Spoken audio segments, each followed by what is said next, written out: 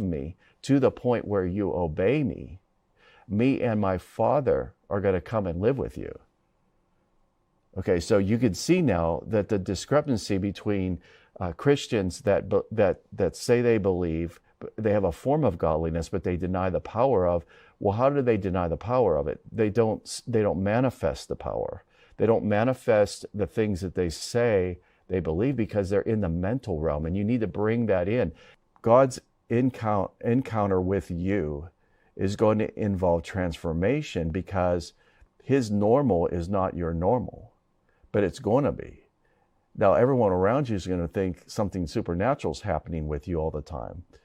Well, congratulations. That's because you've gone into manifestation. See, you're going into the works of Jesus, and then you're going to go into the greater works. But see, this isn't being taught, and because it's not being taught, guess what? It doesn't happen. That's why I would say 90% of all Christians are powerless in their manifestation. Now, if you talk to them, they would agree with you. Oh, I believe, they would be right there with you. But then when Jesus tells them the next day, I want you to help that widow down the street. I want you to pay her car off. And you're saving up for a new car. And the Lord's asking you to take that $10,000 that you've saved for your new car and give it to her.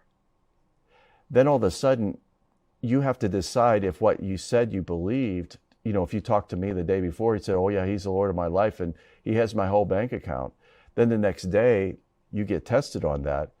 Can you write a check to that lady for that $10,000 and then believe that the Lord knows what he's doing? And then don't be surprised if someone gives you a brand new car because God saw you do that and you obeyed him. But if you don't, then there's no manifestation. See, if you don't obey the voice of the Lord, then what you believe isn't worth anything. According to James anyway. I'm just quoting the Bible. Book of James says that you show me your faith by what you do. Because he said faith without action is dead. If we put into practice what we believe, then the power of God comes right in from behind us and washes over us. It actually cascades over us. This is the idea, is that if you really, really take hold of Jesus' name and you walk with him and adhere to his teachings and you abandon everything and he becomes Lord of your life, then when it comes time for manifestation, walking in authority of that name, he's right there to come in and he intercedes with you and for you and manifests supernaturally. That is encountering God's normal. And if everyone that is a Christian on the earth today, every one of us, all the millions of Christians on the earth, if we would all grasp what I just said, it would turn the world upside down within just a few short days, actually. If we all would grasp this, we would go out in authority as children of God. What is the creation waiting for? They're waiting for the manifest sons of God. They're groaning right now. It says that all creation is groaning that the sons of God would be revealed.